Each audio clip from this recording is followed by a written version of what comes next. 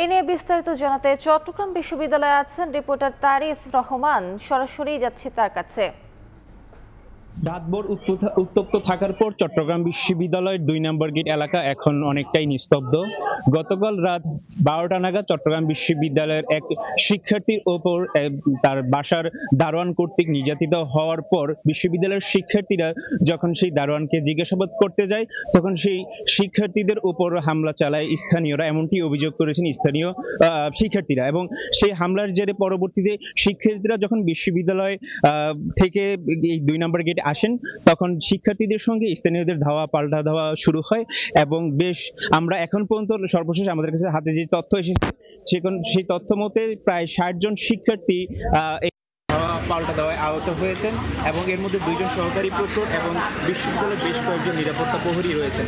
বিশ্ববিদ্যালয়ের শিক্ষার্থীরা আসলে তাদের এই ঘটনা জানার সাথে এই বিভিন্ন হল থেকে বের হয়ে সামাজিক মাধ্যমে জানার পর বা বিভিন্ন মাধ্যমে জানার পর তারা ইয়েতে চলে আসেন ২ নম্বর গেটে। এবং তারা যখন সেই ঘটনাস্থলে যাওয়ার চেষ্টা করেন, তখনই শিক্ষার্থীদের উপর আসলে অতর্কিতভাবে একটি হামলা করা হয় এবং তারই পরিপ্রেক্ষিতে বিশ্ববিদ্যালয়ের শিক্ষার্থীদেরকে হামলা করে এবং সেই হামলা চলমান থাকা অবস্থাতেই শিক্ষার্থীরা আসলে পিছু হতে বাধ্য।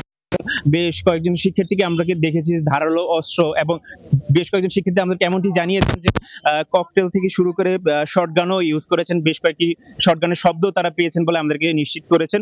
এবং তারা বলছেন যে বেশ অনেকজনই আহত হয়েছেন এবং ২১ জন শিক্ষার্থীকে চট্টগ্রাম মেডিকেল কলেজ হসপিটালে গুরুতর আহত হিসেবে চিকিৎসার জন্য প্রেরণ করা হয় এবং তারা সেখানে চিকিৎসাধীন অবস্থায় আছেন।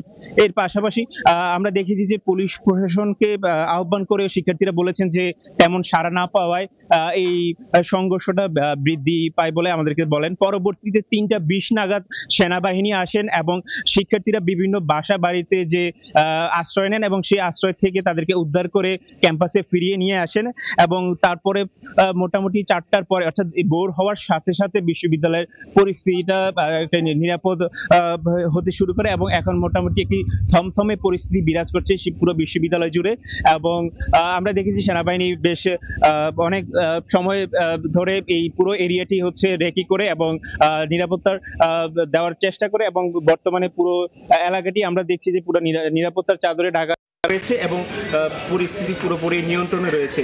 এর পাশাপাশি শিক্ষার্থীরা বলছেন যে বারবার প্রশাসনের তারা যোগাযোগ করতে চেষ্টা করেছেন বিশ্ববিদ্যালয় প্রশাসনের সাথে, কিন্তু তারা সেভাবে সাড়া পাননি। অর্থাৎ ঘটনার যে শুরু, সেই সূত্রপাত থেকেই বিশ্ববিদ্যালয় প্রশাসনের সাথে কথা বলার চেষ্টা করেছেন, কিন্তু তারা সেভাবে সাড়া পাননি। পরবর্তী প্রক্টর আসলেও অর্থাৎ শিক্ষার্থীদের যতটুকু পদক্ষেপ নেওয়া দরকার সেই পদক্ষেপ তারা নেননি বলে আমাদেরকে জানিয়েছেন। এবং বর্তমানে শিক্ষার্থীরা বলছেন যে তাদের যে চিকিৎসা এবং আনুষঙ্গিক সকল বিষয়গুলো যাতে নিশ্চিত করা হয়। এর পাশাপাশি যে প্রক্রিয়াল বডির যে ভূমিকা, সেটা নিয়েও তারা আমাদেরকে কথা বলছেন যে অতি সত্ত্বর যাতে কোনো একটি অ্যাকশন তারা নিতে পারেন, এমনটি আমাদেরকে জানিয়েছেন শিক্ষার্থীরা। এই ছিল চট্টগ্রাম বিশ্ববিদ্যালয়ের ২ নম্বর গেট এলাকা থেকে আমার কাছে সর্বশেষ। সরাসরি যুক্ত ছিলাম চট্টগ্রাম বিশ্ববিদ্যালয়।